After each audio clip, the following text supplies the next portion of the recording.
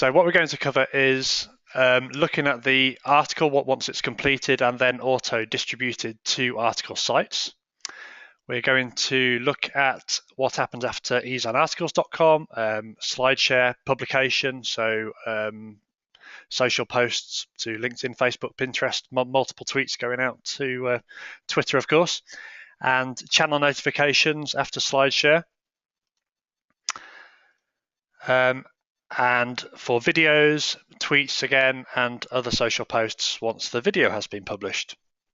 Okay, so once the article has been completed, it shows in your account. So you can see my own article here. After it was completed, it showed up in the account. This is a preview page for it. So this is basically the blog post that was through a publishing channel put to a writer, and the writer had to create a unique version, essentially, of that blog post. And the result shows up in your account. Once it's approved and such, it is then automatically distributed. So I'll show you that process. So you can see the results of the distribution here. Basically, the article sites are listed down on the distribution page for the article. You get the status showing in the status column, and I'll go through some of these shortly. There's a little info icon there that you can hover your mouse over, essentially, to get some more information about what that means. And a few of these are clickable as well for different purposes. You get the scheduled date as well, of course, and which site it's been submitted to. So this goes into some more detail about the individual reporting for the article sites it submits to. So for example, there you can see it's had a login failure report. And if you click on that, it gives you some more information about what actually happened with that website. So you get kind of the date and time of when it tried to submit and the output from there. And if it's an issue such as incorrect login in your account, then you can obviously go and correct that. And there's a button provided for you to try that again. So if you just click the try again, resubmit article button, it will essentially just reschedule that article for submission, and it will try again to kind of push that article through. And once it's finished, initially you'll see it as resubmitting in the status column. And then once it's kind of reached the scheduled time and actually resubmitted, then you'll get another status output to show you what happened. Hopefully you're getting okay, or it could be login failure again if your login details still aren't correct, and so on. If it's okay, sometimes we're able to retrieve the actual link to the published article. That's not always the case, and mostly because a lot of these sites have some kind of manual approval process, so it's not actually published publicly until they approve it, so it's not something we can retrieve from them. But on the occasion that we can retrieve, like for Scribd, then it does kind of show as a link within your account. For Scribd, is actually what we actually have to do is convert your article to a PDF form, essentially, and then upload it to them kind of programmatically. So it's slightly different from other article directories, but it's one of the top kind of content sites, Scribd, so it's worth doing. If it shows as resubmitting, it basically does what it says. It's going to resubmit on the scheduled time it shows. So it's going to automatically reschedule an article if there's an issue with the site at the time it tries to distribute to them. For example, the site might be down or just not available. So it will then reschedule. After a few hours, it will then try again and submit your article for you. For any of these distributions where you don't want it to submit to the website after all, you can delete it. So if you just click the trash can icon, it will basically remove the article from that distribution. And you can also add them back in as well at any time you want to as well. For Ease on Articles, I was going to quickly show you the tweet and the channel notification.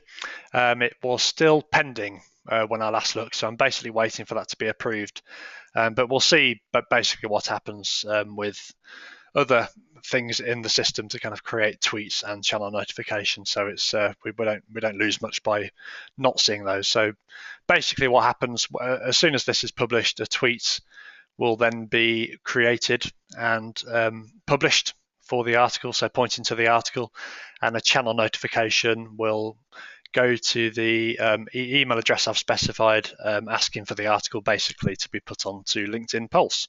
But we'll have a look at examples of those shortly. So for SlideShare was, well, first of all, after it was published, a content order was then put in basically to create a post. So to create some text that will go to Pinterest, to Facebook, and to LinkedIn as per the channel details. So the content order was kind of approved and was available for writers. That's the initial status you'll see. You can also cancel that at any time if you want to by the cancel button. But that was basically just left there, and it was then completed, so the content came back. And that again will show in your account, and if you specified on the channel, you will get a notification when that's ready, so that you can come and approve it if you want to, or you can set the channel to auto approve it all for you. So as soon as that was approved, the social posts were scheduled and started to go out. So you can see here there's some content going on to LinkedIn, similar onto Facebook, and for Pinterest. Pinterest is interesting because with SlideShare and also with YouTube videos, they actually embed it directly onto Pinterest, so you can play the SlideShare, play the video on Pinterest, which is kind of neat. For the tweet side of things, the channel was set up to request 3 tweets to be custom created. If you want more than one tweet to be created, they need to be custom written for you. So these were kind of custom written and then scheduled out at the time period I specified. You can see it was pending review, so you can then just manually accept and schedule them or have them auto approved, as I mentioned before. There was a content notification, a channel notification, sorry, that went out as well, asking for the SlideShare to be embedded back on the original blog post, basically. So that's the result of that actually happening. Just grab the embed code from SlideShare, put it on the blog, and then it showed up on the related post. Similarly, there was another channel notification for YouTube. So the YouTube video was created based on the SlideShare. Didn't take too long at all. It's just really a case of going through the presentation that was created for SlideShare, and you can actually use the original article as a script for that. So in a sense, reading out the blog post that presentation was based on as the script, adding a bit of background music, and job done. So as you can see, it's kind of about a 7-minute video, so about the right sort of length as well. And as soon as that video was published, then it resulted in multiple tweets being custom created again and scheduled out. So you can see them scheduled out here. There's one published the other day on the 13th, and the other 2 scheduled out for 2 weeks apart, so towards the end of May and then early to mid-June.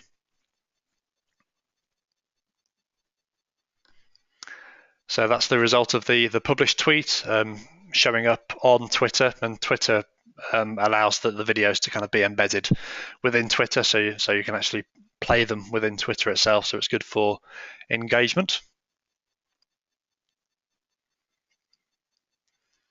And again, as soon as the video was published, more content going to Pinterest, LinkedIn, and Facebook,